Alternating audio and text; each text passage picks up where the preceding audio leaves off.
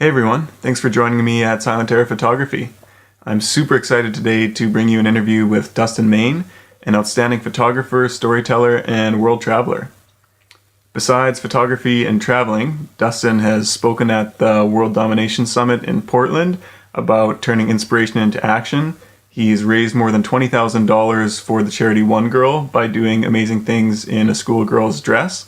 And he's also just finished a 5-year-long documentary photography project in Myanmar called This Myanmar Life, which has just been released online and as well as at a gallery live in his hometown of Saskatoon, Canada.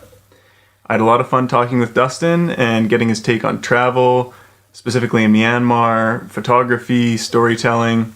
He's got some absolutely great stories and insights, and let's get to it. So, hey, Dustin, I'm super excited to have you on today to get to know you a little better and talk about your This Myanmar Life project that you're just, I guess, in the midst of. You've finished the photography portion of it and are now unleashing it on the world, I suppose. Yeah.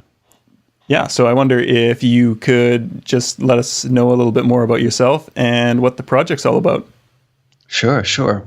So my name is Dustin Main. I'm a Canadian, but I sort of left Canada about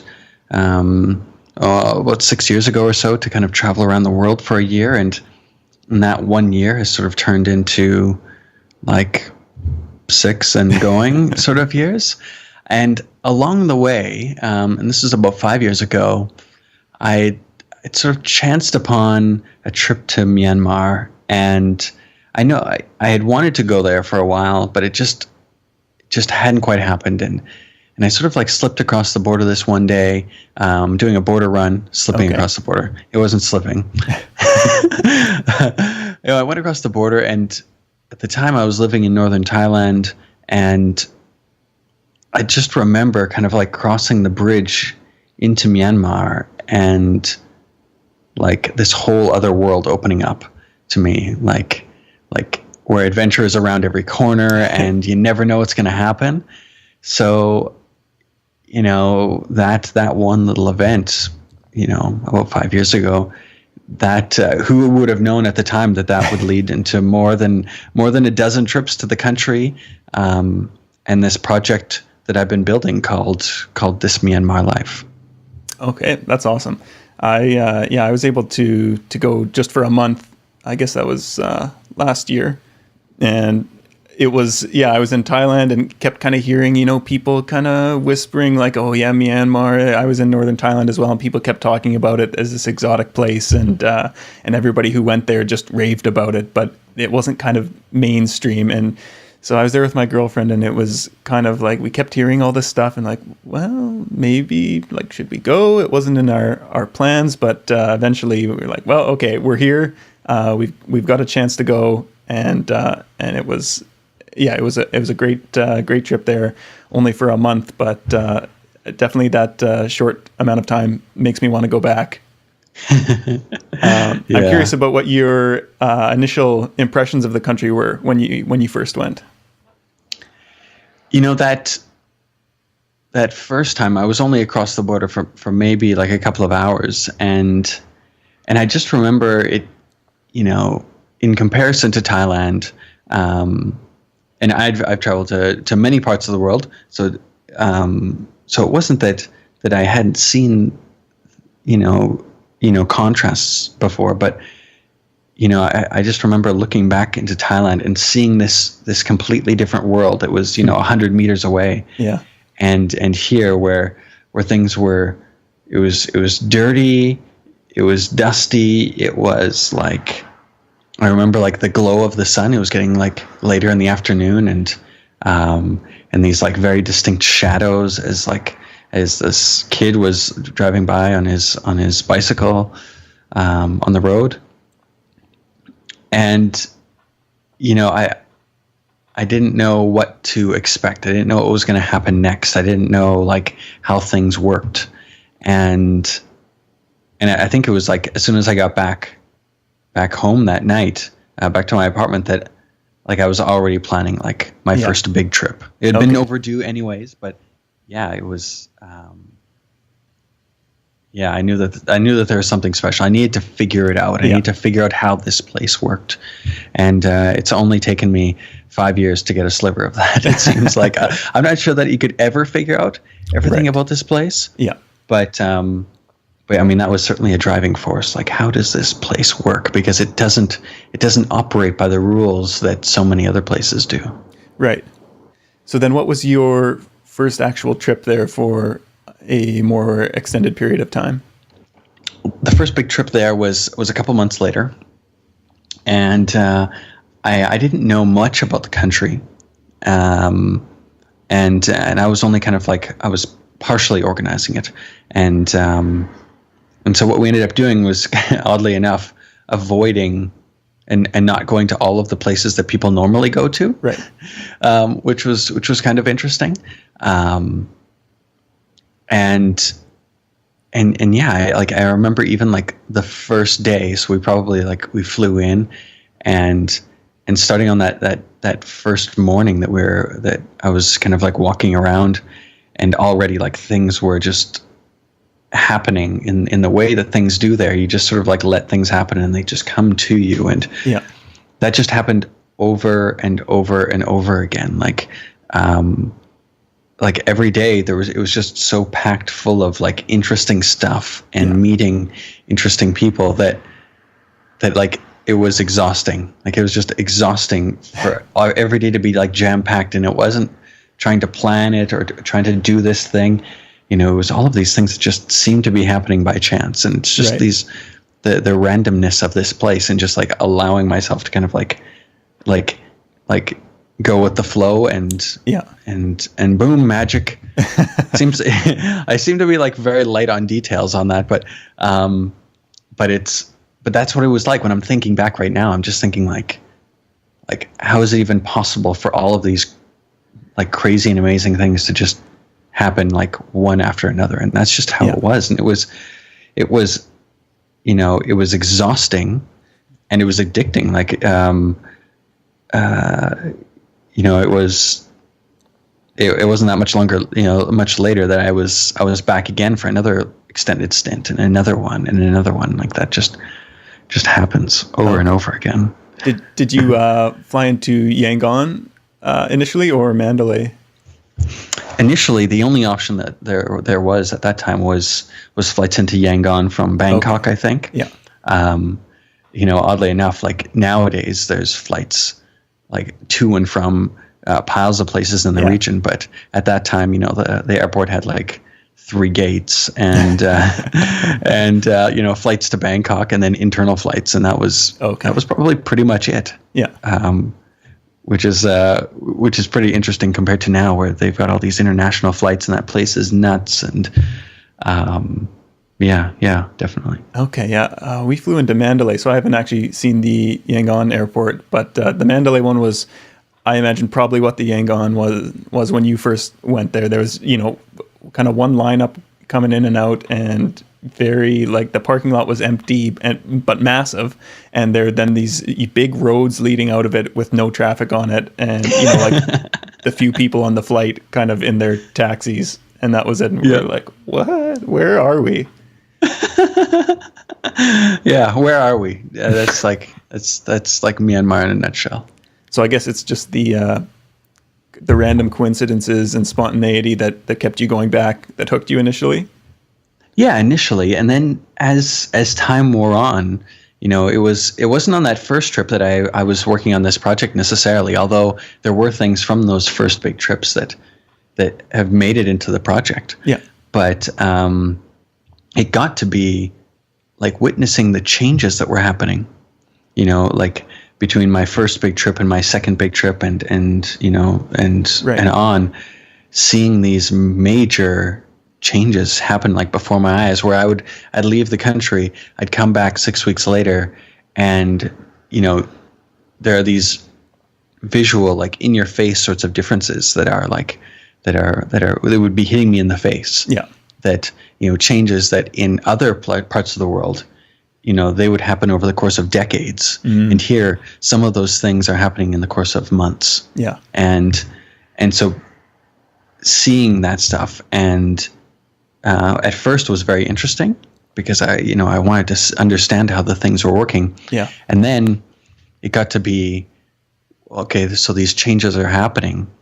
What sort of effects are these changes in this special time that's been going on? Like, what are these?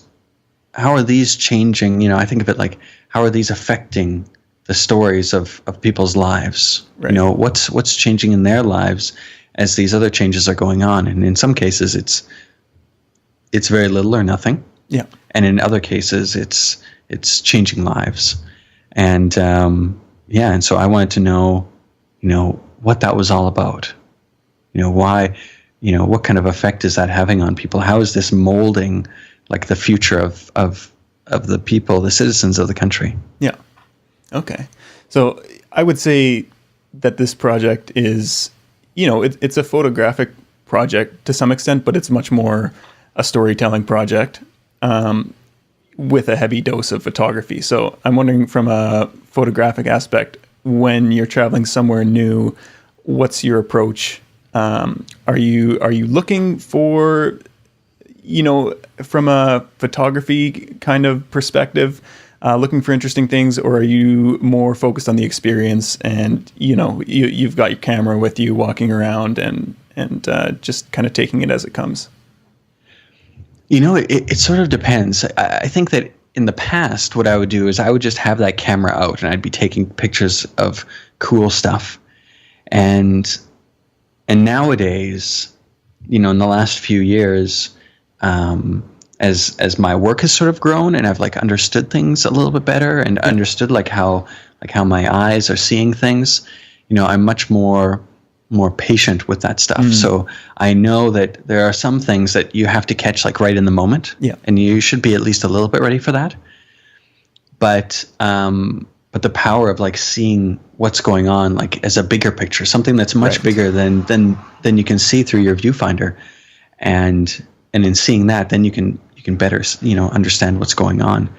And so that's part of it. I'm more patient, and I'm not so quick on the draw, particularly when I come to a new place. Yeah. But the other part of it is that, I knew that when I traveled to places that my camera would affect my experience. Right. And years ago, when I was just traveling through places, a little bit, I was capturing landscapes and things like that. I didn't really pay much attention to it. I didn't think so much about it. But as I started photographing people more often, and trying to get what I wanted, like trying to capture the picture that I wanted, right? You sort of realize that if somebody was to come to me in the street and stick a camera in my face, like how would I react? Like what would I do? I probably wouldn't be terribly happy about it. I'd be skeptical. Yeah. Because like we don't do that. Like that's not polite. And I was never, in fact, I didn't really shoot portraiture in the past because I was so concerned of that. I was so concerned with like offending people. Yeah. So I just wouldn't even shoot that kind of stuff. And so now what it is it's just about like when I come to somewhere new, or even if I'm not new, like I want to come in there and my camera stays in my bag, and my bag is like on my side. Like it's not like a backpack where it's hard to get at. Like I can pull it out. It's not too big of a deal, but the camera stays in there. Like if I'm wandering around somewhere new, like I'll try to not take that thing out for half an hour, maybe a day if I'm like in a town and I'm wandering around, because I don't want to be a walking camera to people, because people will react to me differently as a walking camera. Whereas if I'm a human being, which is what I hope I am, like that's the way I want to. It's the way I want to show up in the world. Then I'm treated differently, and as it turns out, like that gets me much better photos, because I, by speaking in the case of in Myanmar, like speaking some of the language and being respectful, being interested, my curiosity, like that's easy. Then then the photo stuff comes really easily. Right. It's not a challenge, because it's comfortable. Yeah. Yeah, that's awesome. So how do you go about scouting stories? I'm sure you had many more potential stories than you've included in the final exhibit. But when you're getting to the country and you're getting to talking with people, I'm sure you're on the lookout. I assume for at least once the project was underway, I'm assuming you were on the lookout for interesting people, stories. Yeah. It wasn't until the last couple of years that although I'd been collecting information, I'd been collecting stories, I'd been meeting people, I'd been taking photos, like it was sort of like I was amassing all of this stuff, but I didn't know what it would be. Okay. And it wasn't until the last probably year and a half or so that what it would be started to come together. This mating of stories and photographs kind of came to be. And when I think of the photos that are in this exhibit, and this exhibit is part of what will be in my book later this year, oftentimes, it wouldn't be that I'd go out scouting, trying to be like asking people for like, oh, who's your most interesting friend or something like that. It would just be the way that things sort of happened. And I won't say that every person that I met had like a super amazing story or anything like that, but like the first thing that comes to mind is that pretty much everybody does have like a really incredible story. And sometimes it's harder to communicate that. Like, and I get that. Yeah. Something that I think is incredible and that other people might think is incredible, to the person that I'm speaking with, that's just like a regular part of their life. Like, like it sort of depends on the lens that you look at. So that kind of coaxing out of a story, I suppose, like asking questions and seeing where that takes you. That was the part of it. But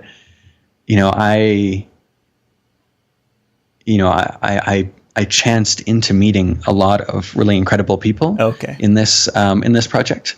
And if that's what chance does you, like just wandering around and talking to random people does, then like that country is obviously just jam packed with just like the most incredible stories. And that makes me feel really good. Yeah. That's cool. So I guess a lot of that was just being personable and developing the relationship between you and whoever you're talking to, and the stories would find their way out through that. Yeah, for sure. Like, as an example, I'll try to make this like a Cliff Notes version, but well, how about this one? So I've got this one photo of this man named So-ong, and it just so happened that one of my friends who's a guide, he was telling me that he was going to take me to this village that I'd never been to, and we'd be kind of out on canoes on Inlay Lake, kind of in these like in this side region, and so we just went out, and we were going out for the day, and like we weren't thinking about like doing anything. It was just like, hey, we're just going to go and hang out, see what happens. And so I see this guy walking, kind of like walking up on this path. They have kind of like these canals on the lake, and there's a gentleman who's walking, and he's holding kind of like a stick with two baskets on the end, and it's filled with grass. Okay. And I see this guy, and it looks good. I want to take a picture, so I yell out at him in Burmese, and I ask him if it's okay if I take a picture. Yeah. And he says yes. And so I go ahead and I take a couple of shots. Yeah. And I thank him, and I yell out, and I ask his name. And he tells it to me, I think. But we were sort of getting far enough that I couldn't hear anyways. And that was that. So I was like, okay, well, I took a picture. Yeah. And that evening I get back, it's in the middle of the day. I can't see the pictures on my camera anyways. Yeah. I get back that night, and I see this picture with this like crazy deep blue sky, these puffy clouds in the background and mountains. And here's this gentleman who's kind of like standing holding these things filled with grass, and all sorts of questions come up, like, why is he doing that? Where is he going? How does he get to live in this, like, in such a beautiful place? So so I didn't know what his story was, and so it was a couple months later on a return trip, and I print out his photo, and I go out with my guide again, and we retrace our footsteps for that day, trying to find this guy. And it took a whole day to do it, and traveling by, like, motorboat and canoe and walking and car, and we get to this guy's village, and I start asking him, like, finding out, like, what's life like and whatnot, and he's this young guy, he's 23 years old. When we were trying to find him, he's, we'd show his picture, and I remember showing it to, like, and there's, like, these few kind of younger girls, like late teens, and they would just be like, they were giggling because he was, like, the cute guy that all the girls liked. So he was, like, he was really popular. So we get to the village, I meet him, and all these people kind of gather around because why is somebody coming to the village here? And so we start asking him questions like, okay, well, it turns out he's married, he has a child, he's a farmer, and his life is pretty, it's pretty basic. Like, every day is the same thing. But he ends up, I ask him, like, how he met his wife, and he sort of tells me this story about how her parents own the land that his parents, their house is on. Okay. So they were kind of like, they were kind of linked in the community a little bit. And as they kind of grew up, they would sort of go to festivals kind of together, and they would, if they were going to, like, another village or something like that, they would, like, go and they would hang out at a tea shop there together. Okay. And he sort of told me, he's like, it was like kites in the sky. If you have two kites and they're flying around, and if they're close to each other, like, they'll inevitably sort of twist and, like, they'll get intertwined. And I remember him I remember hearing this through my interpreter, because, like, I could get like half of this story, but some of it I couldn't quite get. And I remember hearing this from my interpreter, and I just knew, like, wow, like, it couldn't have. I just knew at that time, I was like, this is amazing. Like, how incredible is this? This is something that crosses, like, this is something that anybody in the world, we have billions of people, and this is something that, like, everyone can kind of relate to. Right. Like finding a partner, and that sort of, like, dance that sort of that can happen. Like, this, it's like, it's who we are as human beings. And that was amazing. And, I remember having, like, the biggest smile on my face as I was, like, jotting down all the notes and whatnot. On the other hand, like, there's a lot of times that, I'll be curious, and of course, and asking questions, and it just doesn't quite get anywhere. So sometimes, like this, I get this really amazing picture. It just so happened I got the picture first here, and this really amazing story, and they just, like, boom, they mate right together. But it isn't always the case, certainly. Right. Very cool. So back to more of a photographic, I guess, sense.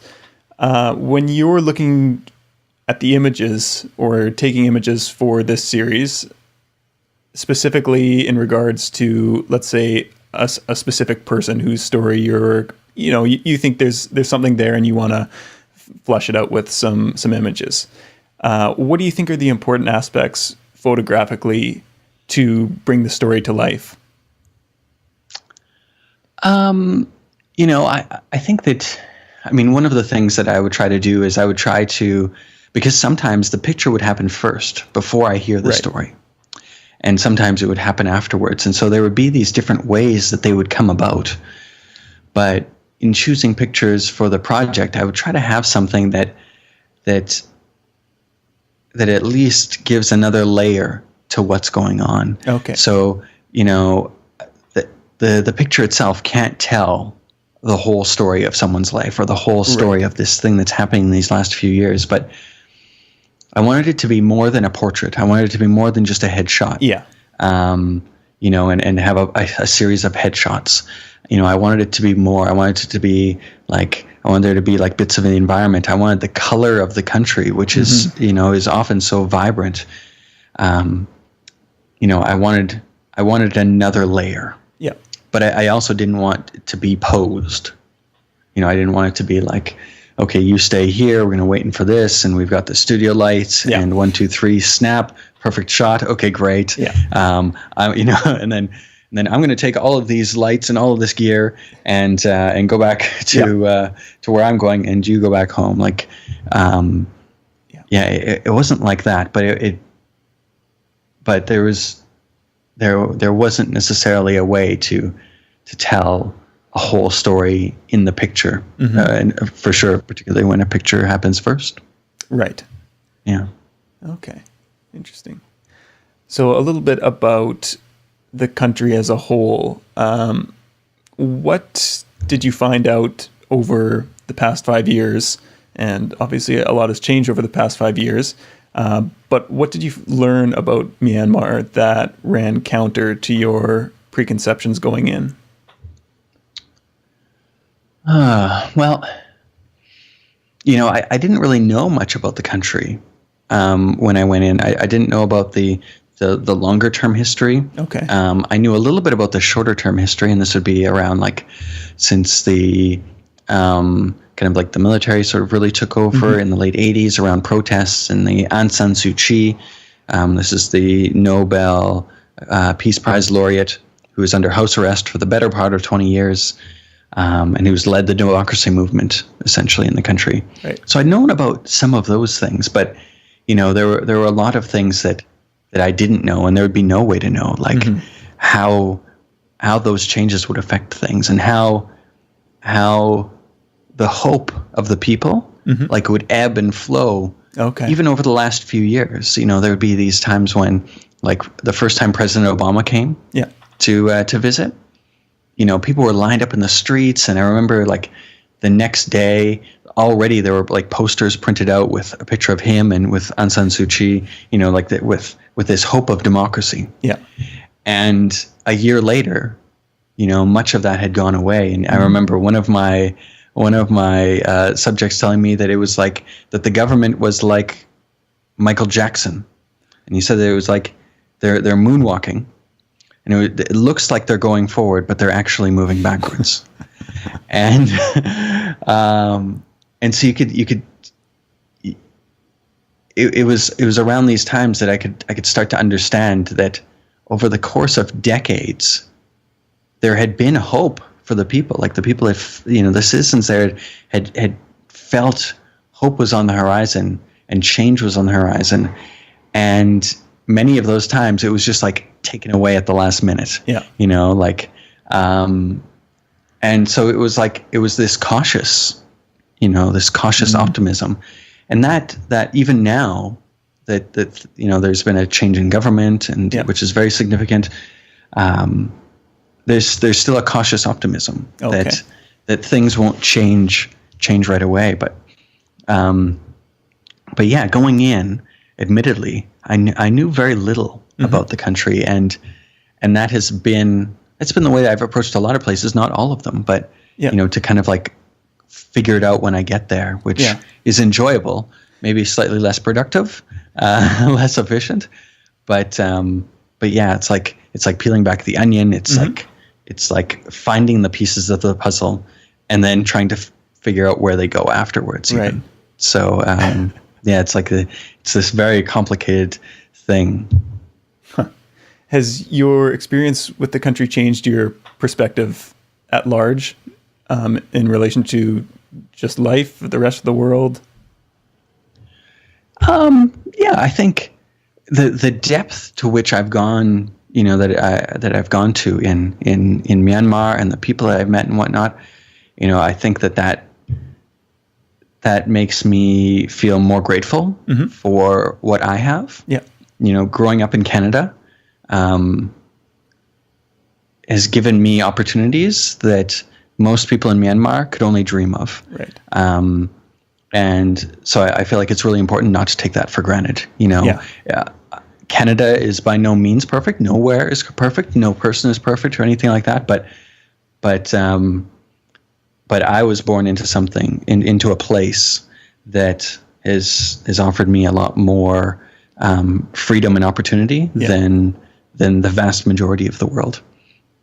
So that's something. First off, is I feel grateful to be a Canadian and to be able to do this sort of work.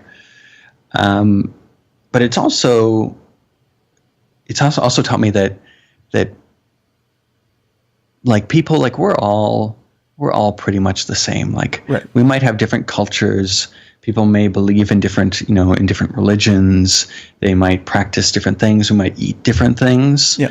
We might wear different clothes. Our values might be a little bit different, but like at the core of it, like we're all in for the same things. Like we want to have, a better life.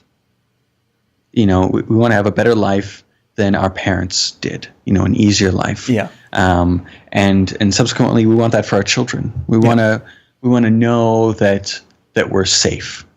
That we don't have to be afraid. Yeah. We want to have a roof over our heads. We want to have clean water to drink, hopefully. Yeah. Something that I took for granted when I lived in Canada, and now tap water is like the most amazing thing ever. Yeah. Particularly in Canada. Yeah. And that we have that we have food to eat. Yeah. Like those sorts of things. Like there are these core things, and that in general, the vast majority of people are really amazing. They're good people that would do anything for you.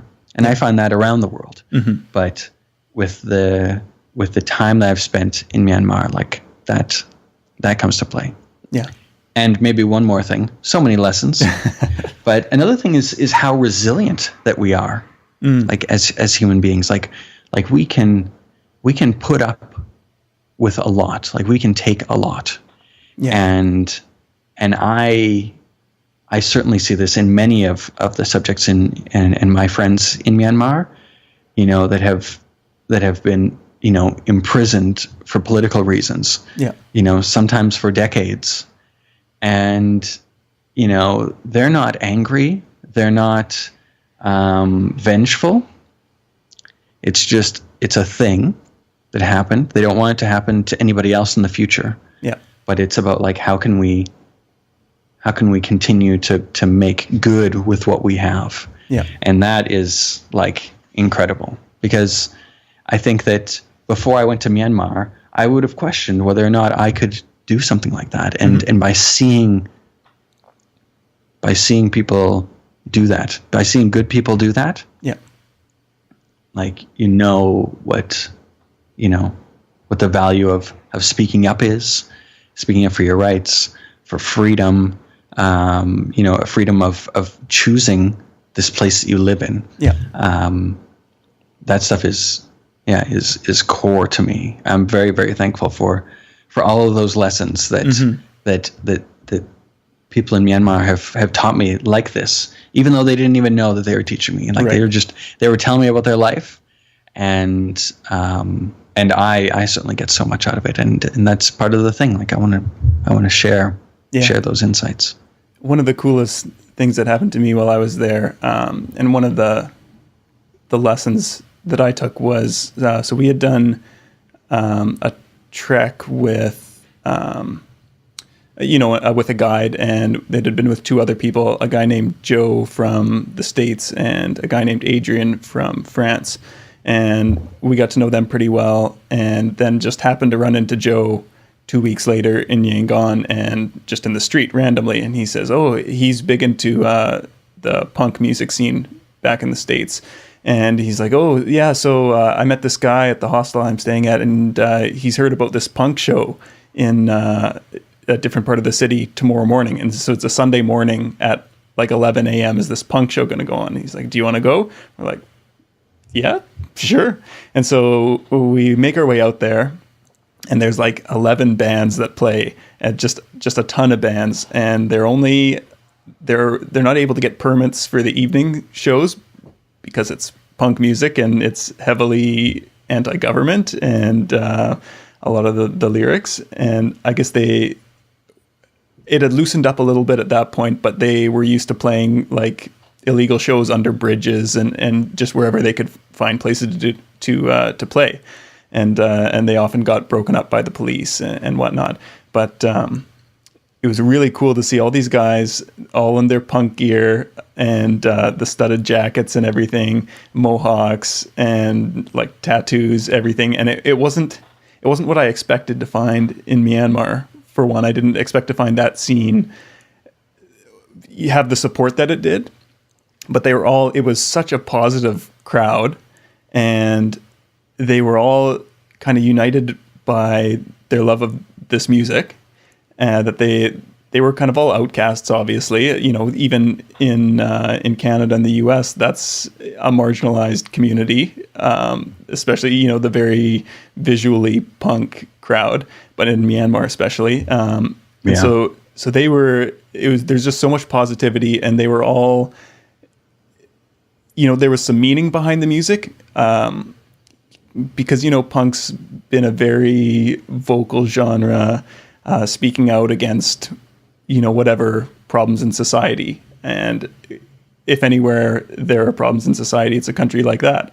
And so, you know, there's a lot of meaning and intention behind the music. And then we found out afterwards that a couple of the guys, I think in the band that was putting it all on, they kind of organized this whole scene. They had their own screen printing shop where they did posters and shirts for all the bands and stuff like that. But they were also involved with Food Not Bombs.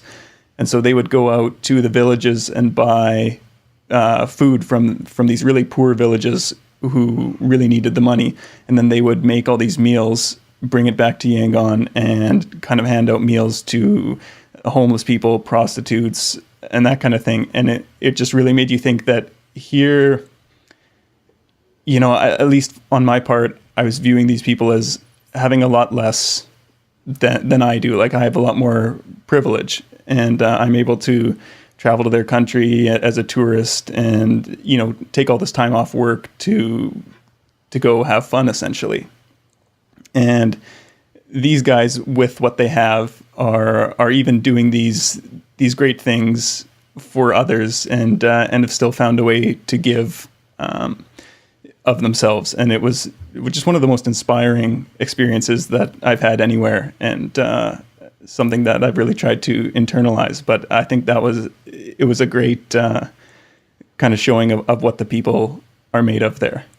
Yeah, definitely.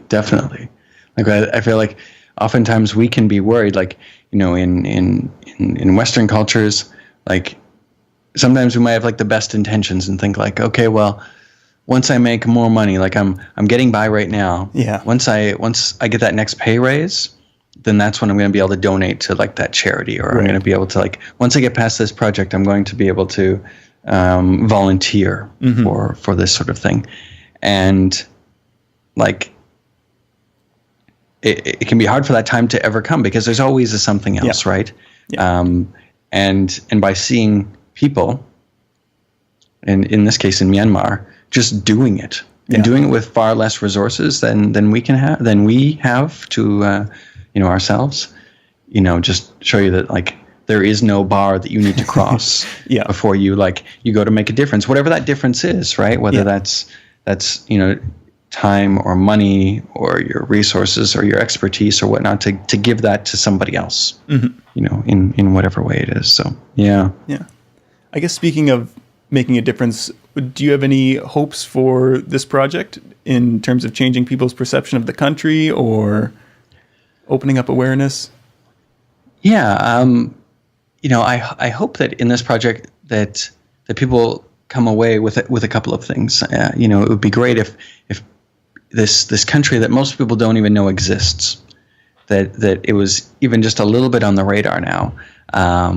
You know, that's one step, and to know what the struggles are that people have in this part of the world, struggles and wins. I mean, it isn't all a struggle, right? Yeah, like struggles and wins.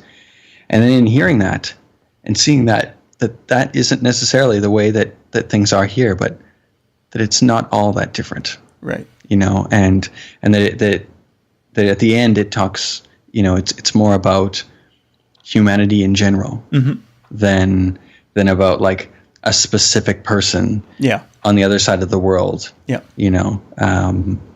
That it's much more universal. Yeah. That's great.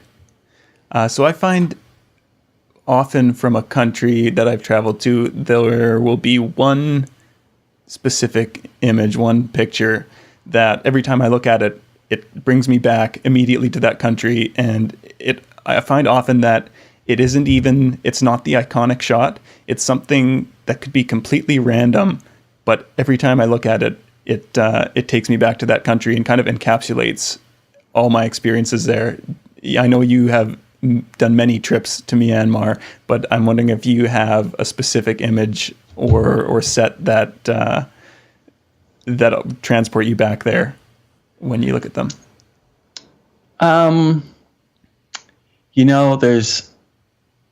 There's a few.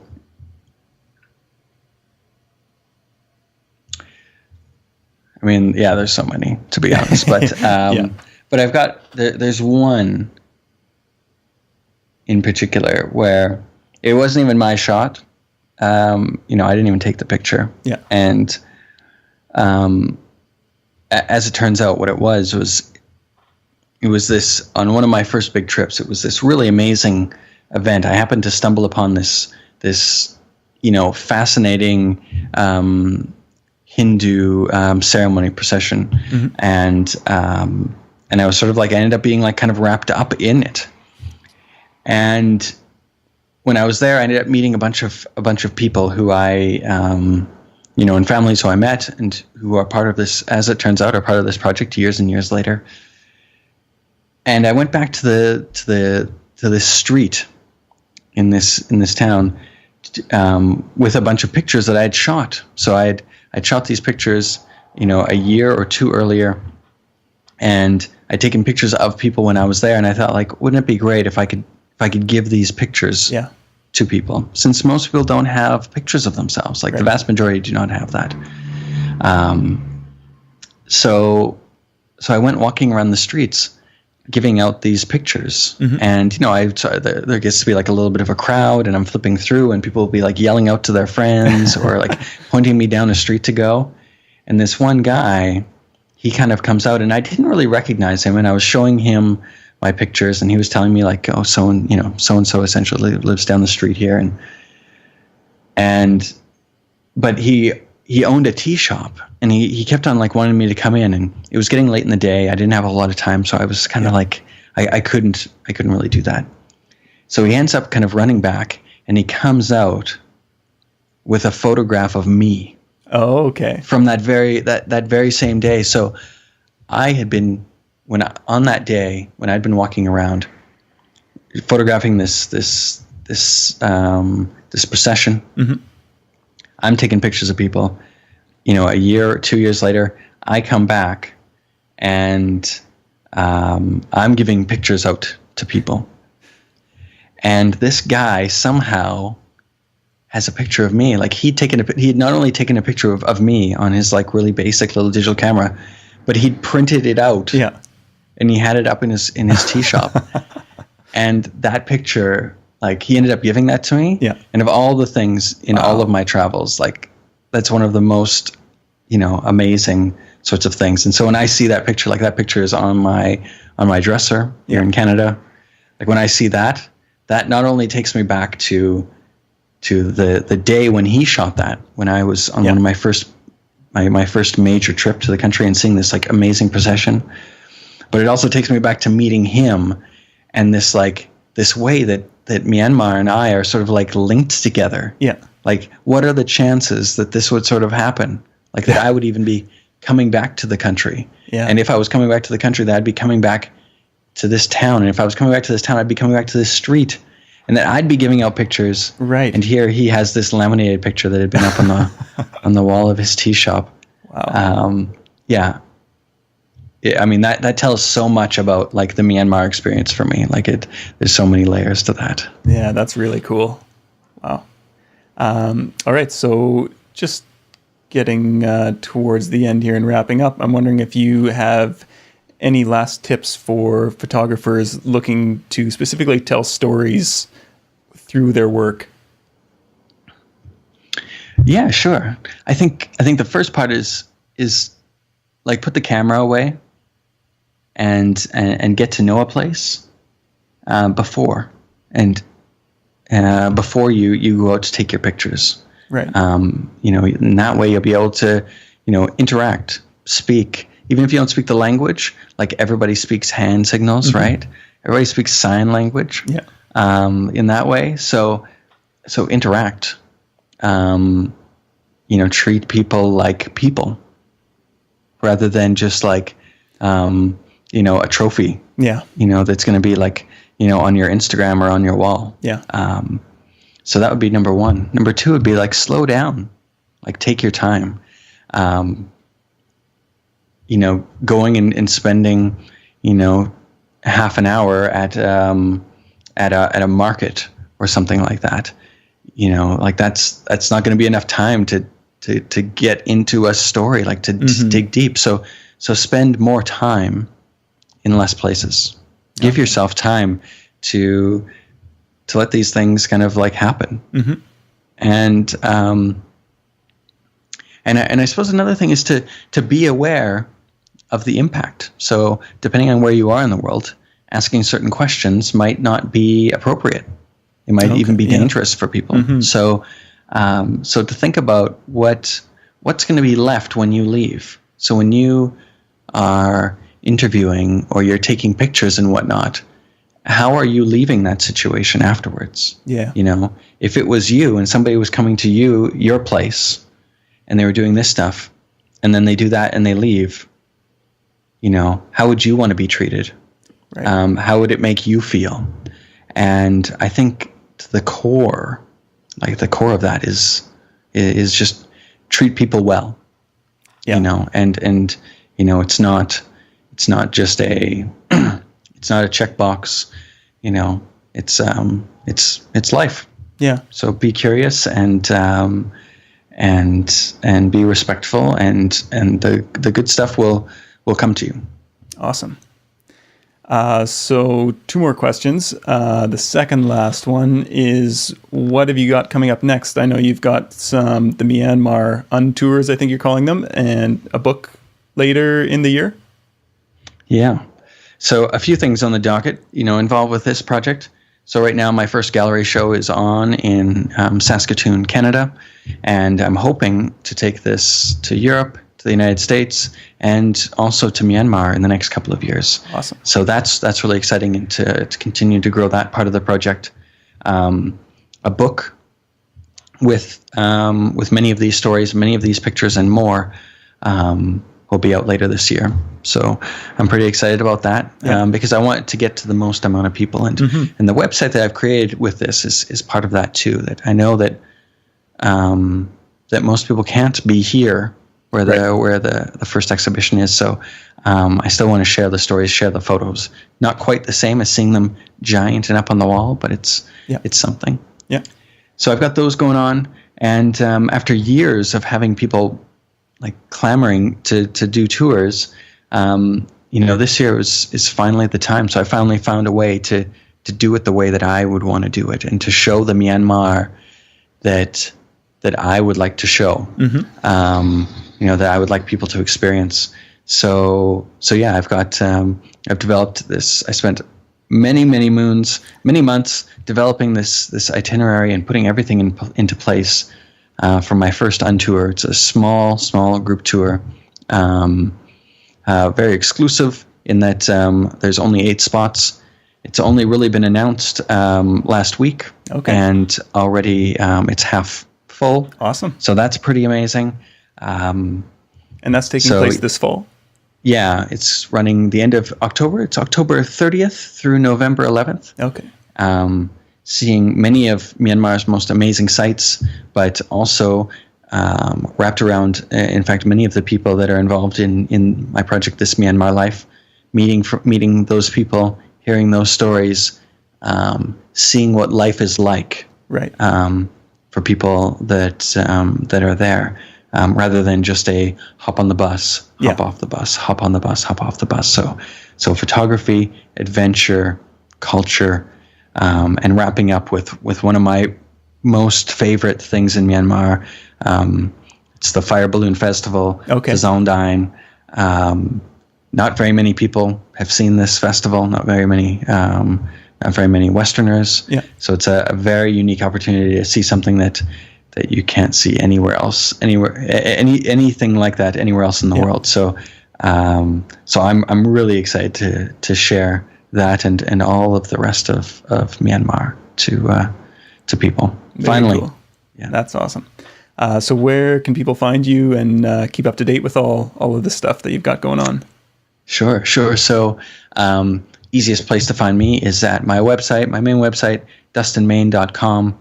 From there, you can see links to things like Instagram and Facebook. I do a lot of short story stuff on Instagram too, rather than just pretty pictures.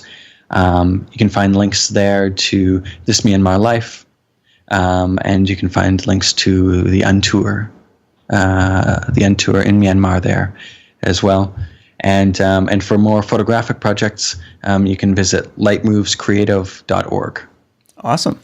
Well, thanks so much for doing this. It's been a lot of fun. Yeah, thanks so much, Jeremy. I really appreciate all the great questions and you putting this together here. Well, no problem. It's been, like I said, a lot of fun, and hopefully we can catch up again in the future. You got it, brother.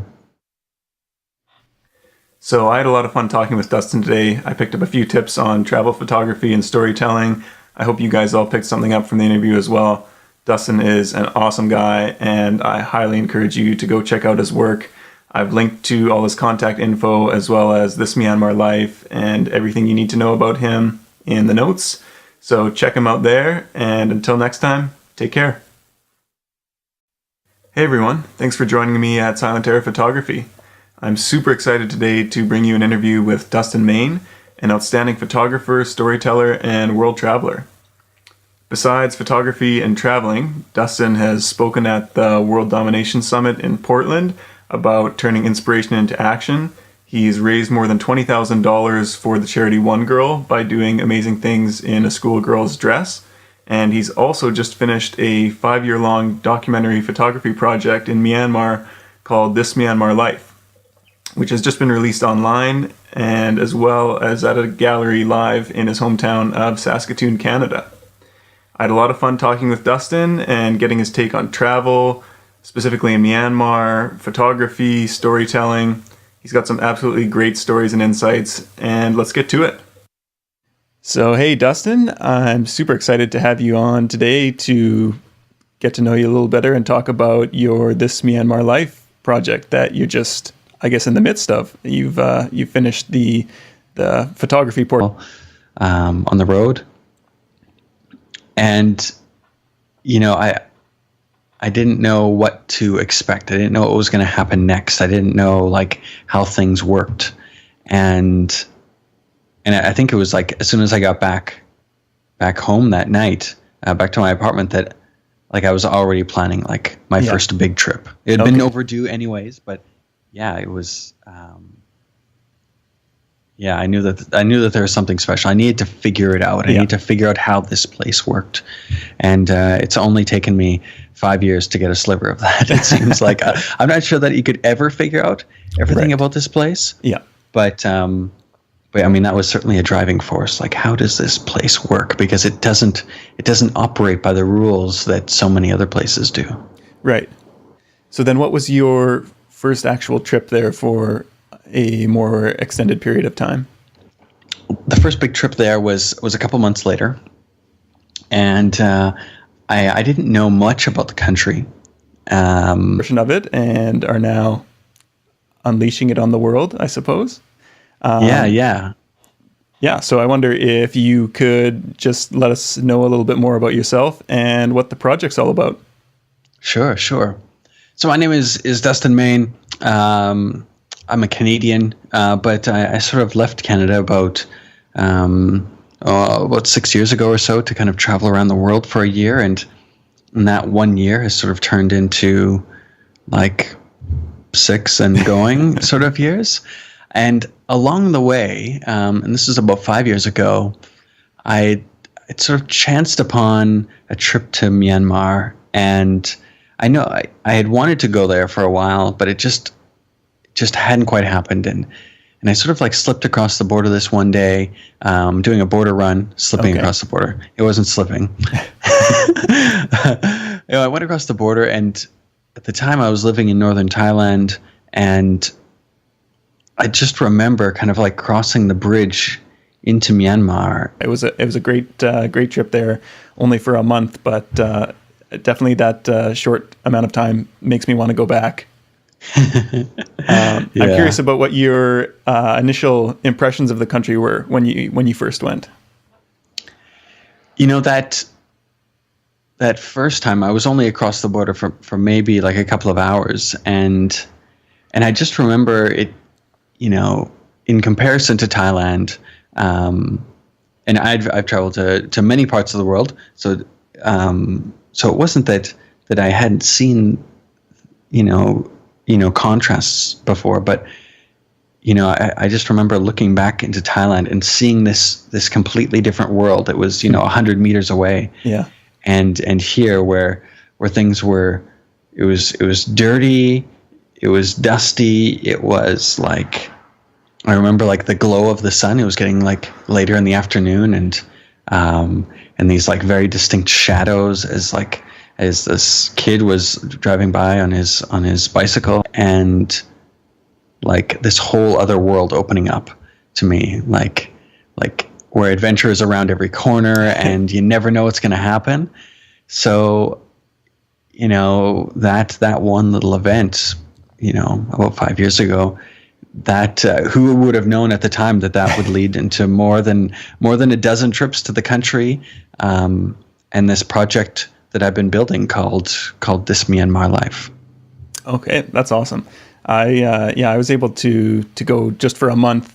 I guess that was last year, and it was I was in Thailand and kept kind of hearing, you know, people kind of whispering like, oh yeah, Myanmar. I was in northern Thailand as well, and people kept talking about it as this exotic place, and everybody who went there just raved about it, but it wasn't kind of mainstream. And so I was there with my girlfriend, and it was kind of like we kept hearing all this stuff, and like, well, maybe like should we go? It wasn't in our plans, but eventually we were like, well, okay, we're here. We've got a chance to go, and it was.